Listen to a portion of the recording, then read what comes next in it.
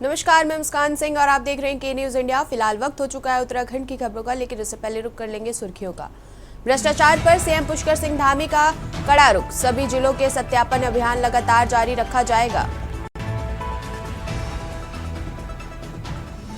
Covid को लेकर उत्तराखंड में भी सिस्टम अलर्ट जारी, बाहरी राज्यों से आने वाले लोगों की होगी निगरानी। उत्तराखंड के एनसीसी कैंडिडेट ने माउंट एवरेस्ट फतेह की, कहा यह हमारी नहीं बल्कि उस टीम की जीत है जिन्होंने हमें हौसला दिया। भाजपा प्रदेश अध्यक्ष की चुनाव प्रक्रिया जल्द शुरू होगी, प्रदेश प्रभारी दुष्यंत गौतम ने दिए संकेत। देहरादून के 125 विद्यालयों में खुले में पकता है मिड डे मील, रसोई निर्माण के लिए 1 करोड़ मंजूर। उत्तराखंड के कई जिलों में बारिश को लेकर मौसम विभाग ने जारी किया येलो अलर्ट, कई जिलों में आंधी तूफान की चेतावनी। आप देख रहे हैं के न्यूज, खबरों का सारथी। रुक कर लेते हैं खबरों का। खबर आपको ऊधम सिंह नगर से बता रहे हैं, जहां भाजपा मंडल अध्यक्ष जीवन सिंह धामी ने नेतृत्व में तथा तिरंगा यात्रा के संयोजक अमित पांडे की देखरेख में ऑपरेशन सिंदूर की ऐतिहासिक सफलता पर भारतीय सेना के अदम्य साहस, शौर्य और पराक्रम के सम्मान में भव्य एवं विशाल तिरंगा यात्रा का आयोजन किया गया, जिसमें सैकड़ों की संख्या में भाजपा कार्यकर्ताओं तथा स्कूली बच्चों सहित विभिन्न समुदाय के लोग भी प्रतिभाग किए। इस दौरान भारतीय सेना जिंदाबाद तथा हिंदुस्तान जिंदाबाद के नारों के साथ पूरा शहर गूंज उठा। तिरंगा यात्रा का शुभारंभ बंधन बैंक्वेट हॉल से किया गया व मुख्य चौक होते हुए समापन रामलीला मैदान में किया गया, जहां पर तिरंगा यात्रा के संयोजक अमित पांडे ने यात्रा को भव्य एवं सफल बनाने हेतु सभी का आभार धन्यवाद व्यक्त किया। वहीं जामा मस्जिद के गेट पर जामा मस्जिद के प्रशासन कामिल खान ने नेतृत्व में अल्पसंख्या समाज के लोगों तथा मदरसे के बच्चों ने तिरंगा यात्रा का भव्य स्वागत किया।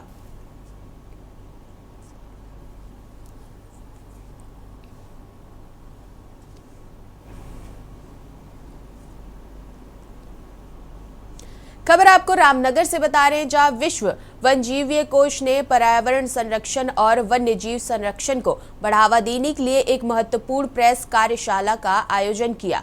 जहां आज विश्व वन्यजीव कोष WWF ने एक प्रेस कार्यशाला का आयोजन किया। इस कार्यशाला का मुख्य उद्देश्य स्थानीय समुदाय, मीडिया कर्मियों और पर्यावरण प्रेमियों को वन्यजीव संरक्षण और पर्यावरण के प्रति जागरूक करना था। कार्यशाला में WWF के विशेषज्ञों ने क्षेत्र में जैव विविधता के महत्व, जंगलों के संरक्षण और मानव वन्यजीव संघर्ष को कम करने के उपायों पर चर्चा की। रामनगर, जो कॉर्बेट नेशनल पार्क के नजदीक है, वन्यजीव संरक्षण के लिए एक महत्वपूर्ण क्षेत्र है। इस दौरान WWF ने अपनी नवीनतम परियोजनाओं और स्थानीय समुदाय के साथ मिलकर किए जा रहे कार्यशाला में पहुंचकर रामनगर के वन प्रभार के DFO दिगन्नाथ ने बताया कि हमारा लक्ष्य न केवल वन्य जीवों की रक्षा करना है, बल्कि स्थानीय लोगों को यह समझाना है कि पर्यावरण संरक्षण उनके जीवन और आजीविका के लिए कितना महत्वपूर्ण है। और पड़ेगा कि बहुत सारी मोटिलिटीज होती हैं, तो मोटिलिटीज जरूरी नहीं। एक वर्कशॉप हम रामनगर फॉरेस्ट डिवीजन और WWF साथ मिलकर एक मीडिया वर्कशॉप ऑर्गेनाइज की है, जहाँ पे खटीमा और रामनगर के जितने भी पत्रकार हैं उनको एक ह्यूमन वाइल्ड लाइफ कॉन्फ्लिक्ट के बारे में सेंसिटाइजेशन का एक वर्कशॉप आयोजन किए। इसका मुख्य जो पॉइंट है यही है कि हमारा जो जब भी ह्यूमन वाइल्ड लाइफ कॉन्फ्लिक्ट होता है तो एक नैरेटिव जाना बहुत इंपॉर्टेंट है, ताकि हमारे लोग जो गांव में आजकल ह्यूमन वाइल्ड लाइफ कॉन्फ्लिक्ट बढ़ रहे हैं तो इसको कैसे कम किया जाए और इसको अगर रोकना है तो उसमें मीडिया का रोल क्या हो सकता है, तो इसको हाईलाइट करने के लिए हम ये वाला वर्कशॉप ऑर्गेनाइज किए हैं। इसमें फाइनली यही टेक अवे पॉइंट होगा कि जब भी ऐसे ह्यूमन वाइल्ड लाइफ कॉन्फ्लिक्ट होते हैं तो उसका एक्चुअल केस क्या है उसके बारे में भी थोड़ा विस्तृत रूप से कहेंगे, तब लोग को भी पता चलेगा कि क्या उनसे जो डूस एंड डोंट्स होते हैं, जो जब भी जंगल जाते हैं, जब भी जंगल जाना पड़ता है, अनिवार्य रूप होता है तो जाते ही हैं, तो जब जाते हैं तो क्या क्या उनको डूस एंड डोंट्स होते हैं, कैसे वो इकट्ठे जाए और थोड़ा सावधानी रखे, और कब बहुत सुबह ना जाए, वही दिन के टाइम पे चले। तो ऐसे जो भी डूस एंड डोंट्स है वो जन तक पहुँचना, लोग तक पहुँचना बहुत इंपॉर्टेंट है, और ये मीडिया के माध्यम से ही हो पाए। उत्तराखंड की राजधानी देहरादून में यातायात दबाव को कम करने के लिए धामी सरकार ने रिस्पना और बिंदाल नदी पर 4 लेन एलिवेटेड कॉरिडोर का निर्माण करने का निर्णय लिया है।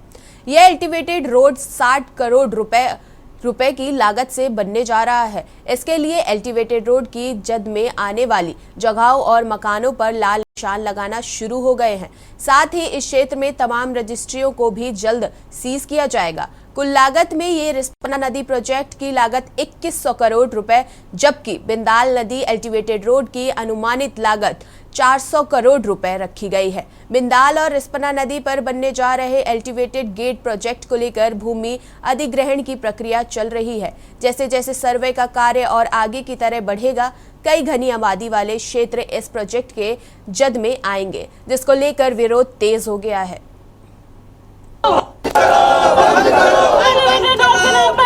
आपको बता दें कि बिंदाल नदी पर बनने वाली 15 किलोमीटर एलिवेटेड रोड कारगी चौक से शुरू होकर राजपुर रोड से आगे ओल्ड मसूरी रोड साईं मंदिर के पास जाकर खत्म होगी।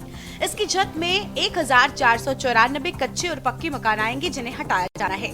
इस तरह से इस पूरे प्रोजेक्ट के लिए कुल 2614 मकानों को विस्थापित किया जा रहा है। वहीं इस प्रोजेक्ट के लिए 43.9151 हेक्टेयर भूमि का अधिग्रहण किया जाना है। इसमें 26 मोहल्ले शामिल हैं। शुरुआती जानकारी के अनुसार रिस्पना पुल से सहस्त्रधारा और बिंदाल पुल से मैक्स अस्पताल तक इस रोड का निर्माण किया जाएगा। हालांकि एलिवेटेड रोड निर्माण में आने वाली दिक्कतें कम नहीं है। देहरादून में इस कार्य को पूरा करने में लंबा समय लग सकता है। एलिवेटेड रोड के निर्माण में कई ऐसी समस्याएं हैं जो इसके निर्माण को लंबा खींच सकती हैं। नदियों के किनारे मकान व अतिक्रमण सरकार के आगे एक बड़ी समस्या है। रिस्पना व बिंदाल नदी की जद में आने वाले मकानों के निवासियों का विरोध तेज हो गया है और धरना प्रदर्शन कर एलिवेटेड रोड का विरोध शुरू हो गया है, जिसको लेकर राजनीति गर्मा गई है। यही समस्या है कि देखो, हमें 30-40 साल हो गए नदी के किनारे, नदी से खरोर के हमने अपना घर बनाया। बच्चे देखो काला भी हमारा हो गया है, उससे चलाते चलाते ये देखो, हाथ भी देखो पानी में, कंधे में हाथ अच्छे। ये समस्या है कि हमने बहुत खून पसीने से बनाए हैं। इंदिरा गांधी की बस आई हुई हमारी मलिन बस्तियाँ है, तो ये मोदी सरकार को क्यों हमें उठा रहा है? हमें उठाना चाहिए। कांग्रेस उठाएगा तो हम उठेंगे, नहीं उठाएगा तो हम नहीं उठेंगे। पुस्तक दी धामी मोदी के कहने से हम घर नहीं उठाएंगे, चाहे हम मर जाएंगे चाहे मिट जाएंगे। हमने वहाँ अपने कफन दे देंगे, बाकी हमने अपनी मलिन बस्तियाँ नहीं तोड़ने देंगे। हमारी समस्या यही है, सब लोगों की एक ही समस्या है कि जिस दिन से इस सरकार की नज़र हमारी बस्तियों पे पड़ी है, उसी दिन से हम लोग बहुत परेशान हैं, बहुत दुखी हैं। तो अपना दुख किसके सामने सुनाएं? लोगों को देखते हैं, अपने बहुत गरीब तबके के लोग नदी के किनारे बैठे हुए। अगर हमारे पास पैसा होता तो हम नदी के किनारे क्यों बैठते? इस सरकार को कोई और नज़र नहीं आया। गरीब मलिन बस्ती में जो बैठे हुए गरीब आदमी, वही नज़र में आए। एक ही अगर हम लोगों को सरकार उठाना चाहती है तो कम से कम हम लोगों को कहीं बसाया जाए, घर दिया जाए।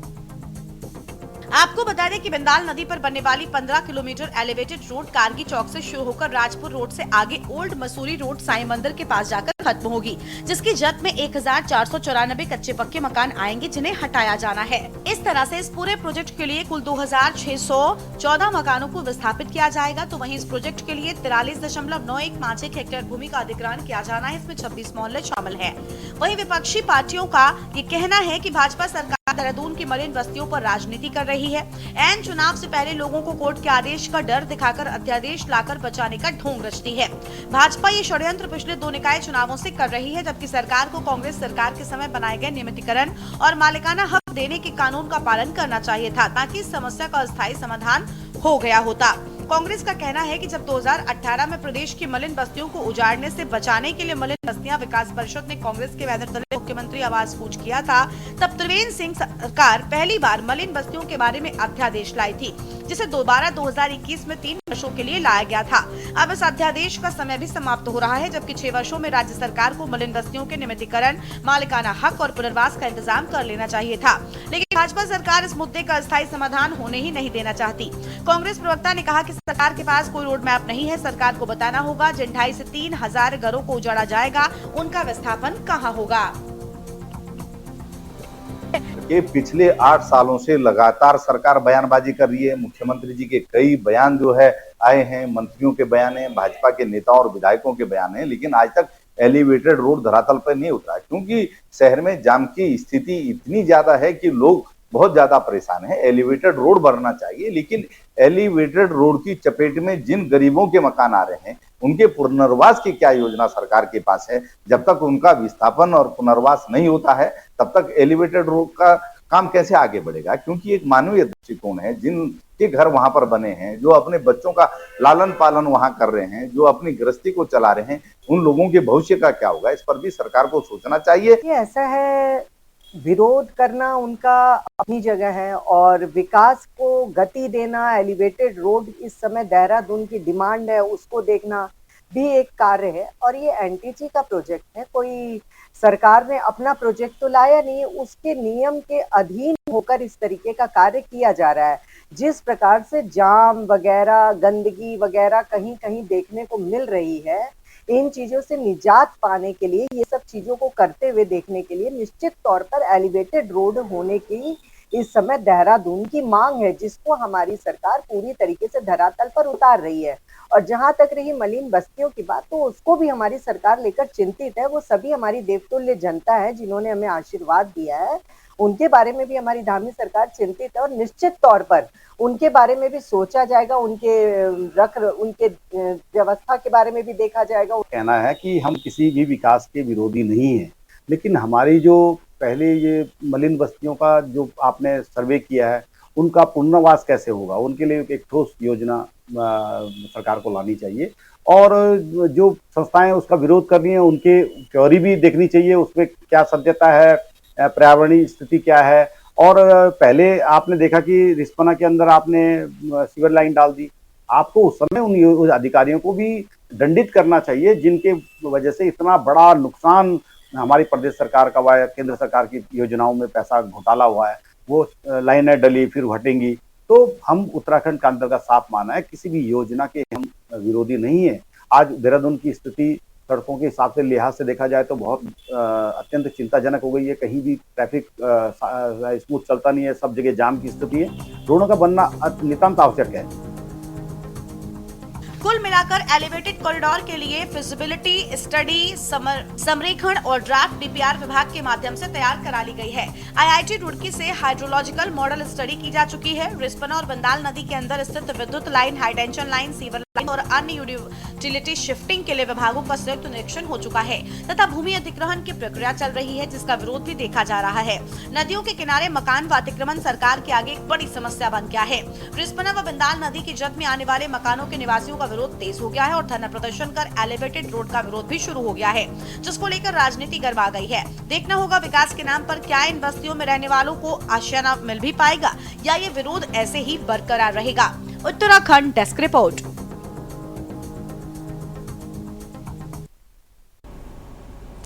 उत्तराखंड हाईकोर्ट में पंचायत चुनाव की वोटर लिस्ट को चुनौती देने वाली जनहित याचिका पर सुनवाई करते हुए राज्य सरकार को निर्देश दिए हैं। कोर्ट ने जिलाधिकारी देहरादून द्वारा गठित 3 सदस्यीय जांच समिति को 6 सप्ताह के भीतर वोटर लिस्ट की जांच पूरी करने का आदेश दिया है। हाईकोर्ट ने आदेश में कहा कि जिन लोगों के नाम 2 स्थानों पर हैं उन्हें सही किया जाए और अन्य स्थानों की वोटर लिस्ट की भी जाँच की जाए। यह आदेश महिपाल सिंह द्वारा दायर जनहित याचिका पर आया है, जिनमें उन्होंने आरोप लगाया है कि उनके गांव में 122 लोग वोटर लिस्ट में दर्ज हैं, जबकि वहां केवल 2 परिवार रहते हैं।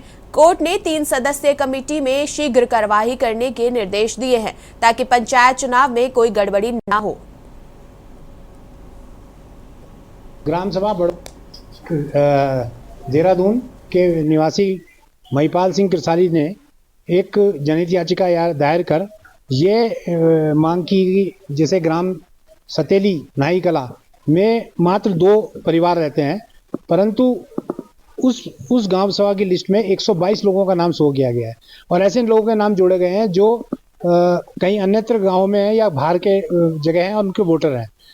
तो इसी तरह से पूरे प्रदेश के अंदर किस प्रकार की मतलब ये पंचायतों की जो ये वोटर लिस्ट है इसकी वैधानिकता पे प्रश्न चिन्ह उठ जाता है और जो है वोटर लिस्ट की जो पवित्रता है वो प्रभावित होती है वोटिंग की। 17 मार्च 2025 को एक विस्तृत प्रत्यावेदन दिया गया और ये कहा गया कि इस प्रकार इसकी जांच कराई जाए, क्योंकि जो राज्य सरकार जो विकास योजनाओं का एक धनराशि संख्या के आधार पर वहां पर उसका जो है विकास निवेशित करती है, उसका भी दुरुपयोग है।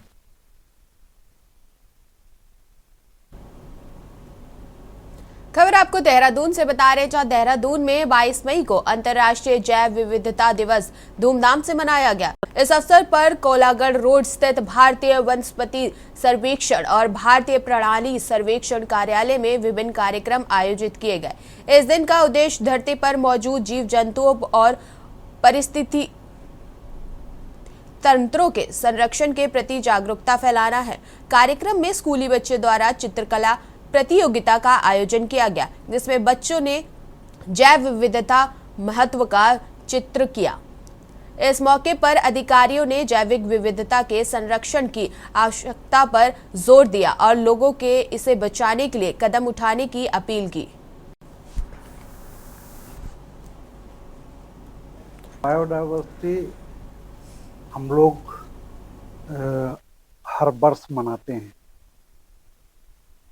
और यह डे सिग्निफाई करता है कि बायोडाइवर्सिटी की सिग्निफिकेंस क्या है, यूसेज क्या है, यूटिलिटी क्या है, क्यों हमारे लिए आवश्यक है, और हम उसका प्रचार प्रसार करते हैं इस दिन विशेष रूप से।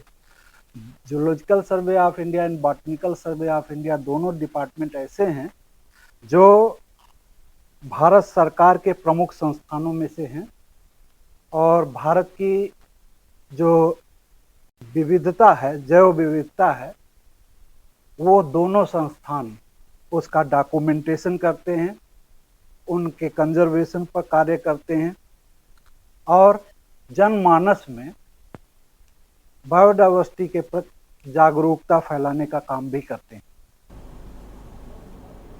उत्तराखंड क्रांति दल द्वारा प्रेस वार्ता की गई। यह प्रेस वार्ता देहरादून में उत्तराखंड क्रांति दल के केंद्रीय कार्यालय में की गई, जिसमें उत्तराखंड क्रांति दल के केंद्रीय अध्यक्ष पूरण सिंह कठैत ने बताया कि पूर्व में 8 मई से सदस्यता अभियान शुरू किया जाना था, लेकिन 7 मई को हुई पहलगाम की घटना की वजह से स्थगित कर दिया गया। अब पुनः सदस्यता अभियान शुरू किया जाएगा।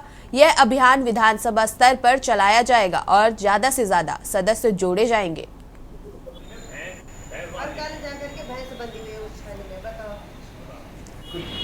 हमारा संगठन का है जो 8 तारीख को होना था, वो आज कल हुआ और पूरे उत्तराखंड में बहुत अच्छा हमको रिस्पॉन्स मिलता है। प्रथम हमने 10 लाख मेंबर बनाने का लक्ष्य रखा हुआ है और वो लगभग 35 विधानसभा के हमारे चली गई। निश्चित आशा है इसमें आप लोगों का सहयोग है, आप लोगों का भी बहुत बड़ा योगदान है।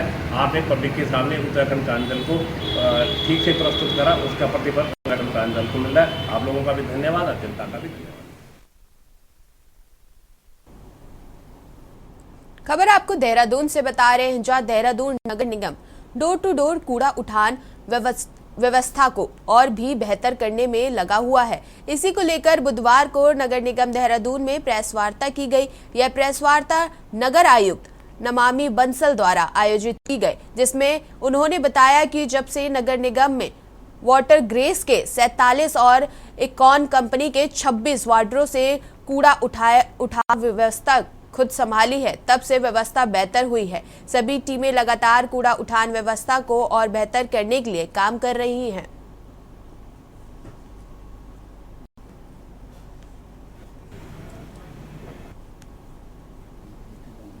जी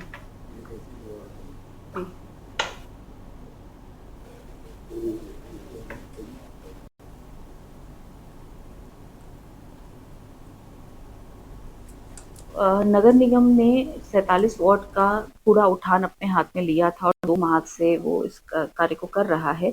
उसका एक कंपैरेटिव डेटा हमने शेयर किया है कि किस प्रकार से पहले जब कंपनी के द्वारा कार्य किया जा रहा था तो हमारी डोर टू डोर कवरेज लगभग 50% के आसपास थी और अब हम उसको बढ़ा करके 80% से अधिक पर ले आए हैं। इसके अलावा इकॉन भी जिन वार्ड्स में कार्य कर रहा था उसको भी किन्हीं कारणों से हमें नगर निगम को अपने हाथ में लेना पड़ा। मामला अभी भी माननीय उच्च न्यायालय में विचाराधीन भी है। उसमें भी किस प्रकार से नगर निगम और कवरेज को बेहतर करते हुए कार्य कर रहा है। लगातार सभी वार्ड्स में कूड़ा उठान के व्हीकल्स जा रहे हैं। कुछ वार्ड्स में 3 से 4 वाहन भी हम कूड़ा उठान के लिए भेज रहे हैं एज पर जो वहाँ पर पॉपुलेशन है, जितने संस्थान हैं उसको देखते हुए। जिन वार्ड्स में एक वाहन जा रहा है उसको भी मल्टीपल ट्रिप्स लगाने का और ट्रांसफर स्टेशन से दूरी के आधार पर तय करते हुए व्यापक प्लानिंग की गई है। खबर आपको कोटद्वार से बता रहे हैं, जहां मेखोग नदी के गिरते गंदे नाले और अवैध अतिक्रमण को लेकर विधानसभा अध्यक्ष रितु खंडूरी का पारा बुधवार को 7वें आसमान पर पहुंच गया। दल बल के साथ मौके पर पहुंची रितु भूषण खंडूरी ने मौके पर न केवल अधिकारियों को कड़ी फटकार लगाई बल्कि अतिक्रमणकारियों को उन्हें भी जमकर खरी खोटी सुना दी। इस दौरान एडीएम और नगर आयुक्त को भी विधानसभा अध्यक्ष ने जमकर लताड़ लगाते हुए अवैध अतिक्रमण को तत्काल हटाने के निर्देश दिए। तस्वीरों में आप देख सकते हैं कि किस प्रकार रितु भूषण खंडूरी का गुस्सा 7वें आसमान पर है और वो मौके पर ही अधिकारियों को भी जमकर लताड़ रही है। उसको जेल भेजो। नहीं पता है मुझे ये नाला यहाँ से, आपको नहीं पता है मुझे ये नाला यहाँ से, आप कुछ करो। जहाँ ले जाते ले जाओ, अपने घरों में ले जाओ। नदी में नहीं जाएगा। कूड़ा फेंक रखे आप लोग यहाँ पे, कूड़ा क्यों फेंक रहे हो भाई? क्यों फेंक रहे हो? गाड़ी नहीं आती आपके यहाँ? पूरे गाड़ी आती है ना, उसमें क्यों डालते हो? नीचे फेंक रहे हो। सब यहाँ क्या गंद मची हुई है? रहने लायक है यहाँ पे लोग? रहने लायक हो आप लोग इस तरह से? खुद ही बीमार हो गए यहाँ पे। 50% करोड़ की दीवार बना रहे हो, उसको और कमजोर कर रहे हो गंद डाल के।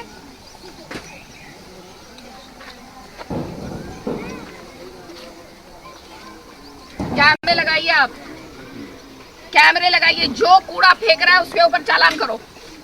चालान का तो हमारे और चालान नहीं देगा। राज्य सरकार की करनी और कथनी का जीता जागता उदाहरण है कपकोट विधानसभा का उप तहसील सामा। वर्ष 2016 में भूमि पूजन और वर्ष 2020 में लोकार्पण होने के बाद भी शामा उप तहसील मात्र भवन निर्माण तक ही सीमित रह गया है। स्थानीय जनता द्वारा कई बार शासन प्रशासन और विधायक को अवगत कराने के बाद भी कोई समाधान नहीं हो पाया, जिस कारण स्थानीय जनप्रतिनिधियों और आम जनता में रोष व्याप्त है। स्थानीय जनप्रतिनिधियों का कहना है कि विधायक कपकोट सभी मंचों से कहते हैं कि विकास और सभी योजनाओं का लाभ अंतिम छोर में रह रहे हैं, व्यक्ति तक पहुंचाना चाहिए, लेकिन जमीनी हकीकत यही है कि बिचला दानपुर की लगभग 22,000 की आबादी अपने छोटे छोटे कामों के पपत्र बनाने के लिए आज भी 30 किलोमीटर दूर कपकोट तहसील पर निर्भर होना पड़ रहा है। यदि सभी कार्यों के लिए कपकोट ही जाना था तो शामा उप तहसील में बना 3 करोड़ के भवन का क्यों औचित्य है।